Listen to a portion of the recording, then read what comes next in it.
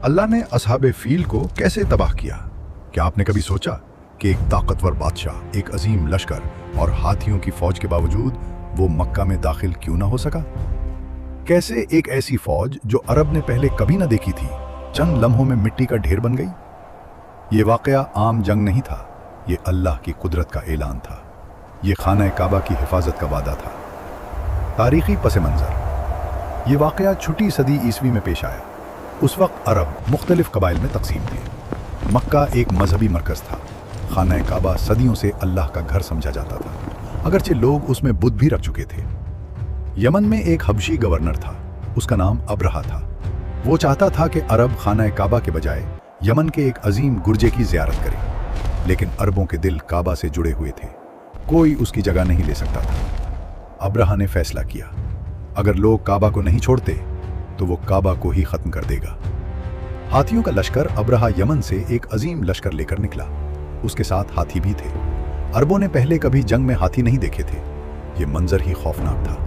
गर्द गुबार से भरा आसमान, जमीन हाथियों के कदमों से कांप रही थी। कुरान करीम सूरह अल-फील में इस वाक़े का जिक्र करता है, अलम तरा कैफ़ फ़अल रब्बुका बिअस्हाबिल फील, क्या तुमने नहीं देखा कि तुम्हारे रब ने हाथी वालों के साथ क्या किया? सूरह अल-फील। ये सवाल दरअसल ऐलान है कि अंजाम तुम देख चुके हो। मक्का में खौफ। जब लश्कर मक्का के करीब पहुंचा, लोग खौफजदा हो गए। वो जानते थे कि वो इस फौज का मुकाबला नहीं कर सकते। उस वक्त मक्का के सरदार अब्दुल मुतलिब थे। वो रसूलुल्लाह सल्लल्लाहु अलैहि वसल्लम के दादा थे। रिवायात के मुताबिक जब अब्रहा ने मक्का के ऊंट कब्जे में लिए तो अब्दुल मुतलिब उससे मिलने गए। ये वाकया सीरत इब्न हिशाम और तारीख तबरी में जिक्र हुआ है।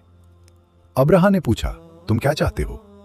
अब्दुल मुतलिब ने फरमाया, मुझे मेरे ऊंट वापस दे दो। अब्रहा हैरान हुआ। उसने कहा, मैं तुम्हारे काबा को गिराने आया हूं और तुम अपने ऊंट मांग रहे हो? अब्दुल मुतलिब ने तारीखी जुमला कहा, ऊंटों का मालिक मैं हूं और काबा का मालिक अल्लाह है, वो खुद उसकी हिफाजत करेगा। दुआ और तवक्कुल। अब्दुल मुतलिब खाना काबा के दरवाजे पर आए।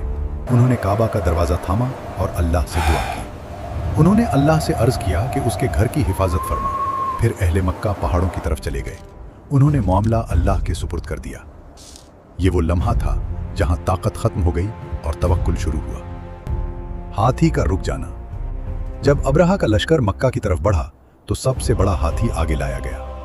रिवायात में आता है कि जब उस हाथी को मक्का की तरफ मोड़ा जाता वो बैठ जाता, लेकिन जब उसे किसी और सिमत किया जाता वो चल पड़ता। ये वाकया तारीख तबरी में मनकूल है। ये पहला इशारा था कि मामला आम नहीं, अल्लाह का फैसला। फिर अल्लाह ने अपनी कुदरत जाहिर की। कुरान फरमाता है, अलम यजल कैदहुम फी तदलील, क्या अल्लाह ने उनकी चाल को नाकाम न बना दिया? सूरह अल-फील। उनकी सारी मंसूबाबंदी एक लम्हे में बेमानी हो गई। परिंदों का लश्कर फिर आसमान पर एक अजीब मंजर जाहिर हुआ। कुरान कहता है, व अरसला अलैहिम तैरन अबाबील, और अल्लाह ने उन पर झंड के झंड परिंदे भेज दिए। सूरह अल-फील। ये आम परिंदे थे, कोई द्योमालाई मखलूक नहीं, लेकिन अल्लाह के हुक्म के ताबे थे। पक्की हुई मिट्टी के पत्थर। कुरान मजीद फरमाता है, तरमीहिम बिहिजारतिन मिन